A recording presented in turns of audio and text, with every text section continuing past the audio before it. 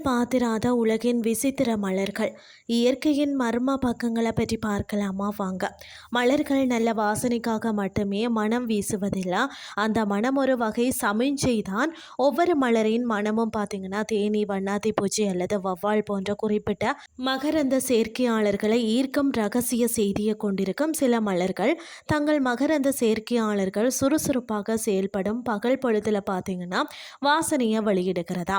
பகல் பொழுது இரவு பொழுது அறிந்த மலர்கள் பூக்கும் என்று விஞ்ஞானிகள் தங்களது ஆய்வில் கண்டறிந்துள்ளனர். 12 ஆண்டுகளுக்கு ஒரு முறை பூப்பது குறிஞ்சி, குறிப்பிட்ட மாதங்களில் பூப்பது மல்லிகை, காலையில் மலர்வது தாமரை, அந்தியில் மலர்வது அல்லி. இவ்வாறு பூக்கள் ஒவ்வொன்றும் பார்த்தீங்கன்னா ஒவ்வொரு வேளையில் தனக்குரிய தாக்கி கொண்டு மலரும் போதும் ஒரு பூ ஆண்டுக்கு 2 மாதங்கள் மட்டுமே, அதாவது மார்கழி தை, அதுவும் இரவில் மட்டுமே பூக்கும். இந்த பூவை பூக்கும் மரத்தை ராஜலிங்க மரம்னு சொல்வார்கள். அடி முதல் நுனி வரை இலைகளாக காட்சி தரும் இந்த மரத்தில் பூ பூத்து பார்ப்பது கடினம். காரணம், யாரமற்ற இரவில் மலரும் இந்த பூக்கள் விடியலுக்கு முன் உதிர்ந்து விடுகிறதா. வாசனை நிறைந்த பூக்களை தரும் இந்த மரங்கள் தூத்துக்குடி மாவட்டம் சாத்தான்குளம் பகுதி வெங்கடேசபுரம் கிராம் சென்குன்றம் என்ற ஊரின் குளக்கரையில் உள்ளது. ஆண்டுக்கு ஒரு முறை மட்டுமே இரவில் பூக்கும் அரிய வகை மலர் தான் பிரம்ம கமலம் பூ. அதுவும் நள்ளிரவில் மலர்ந்து அதிகாலையில் உதிர்ந்து விடும் ஒரு அதிசய மலராகும். இரவுகளின் அரசி என்று செல்லமாக அழைக்கப்படுகிறது. இந்த மதத்தில் பிரம்மாவுக்கு உகந்த மலராக கருதப்படுகிறது.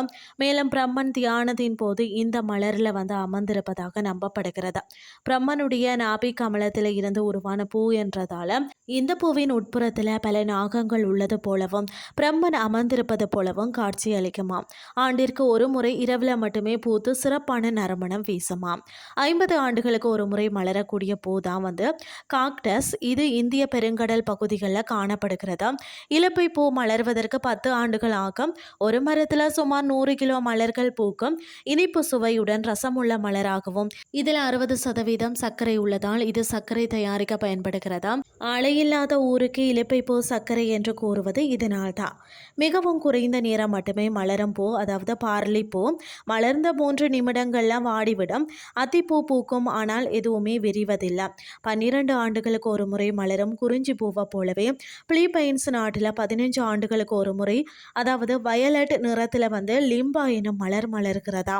இது பார்த்தீங்கன்னா மகா கடலில் அமைந்துள்ள ரீயூனியன் தீ பகுதியில் காக்ஸ் என்ற பெயரில் ஒரு மலர் 50 ஆண்டுகளுக்கு ஒரு முறை தான் பூக்கிறது. தண்ணீரில் மலரக்கூடிய பூ தெரியும், வெந்நீரில் பூ மலர்கிறது. அதுதான் கங்கேரி நாட்டில் உள்ள வெந்நீர் ஊற்றுச்சுனைகளில் ஒரு வகை அல்லிப்பூ மலர்ந்து மனம் பரப்புகிறதா.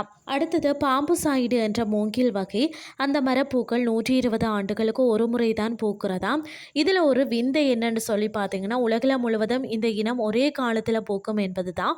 கடைசியாக இந்த மூங்கில் பூ 1960 தான் பூத்ததாம். 12 ஆண்டுகளுக்கு ஒரு முறை மலரும் குறிஞ்சி பூவை போல தான் 8 ஆண்டுகளுக்கு ஒரு முறை பூக்கும்.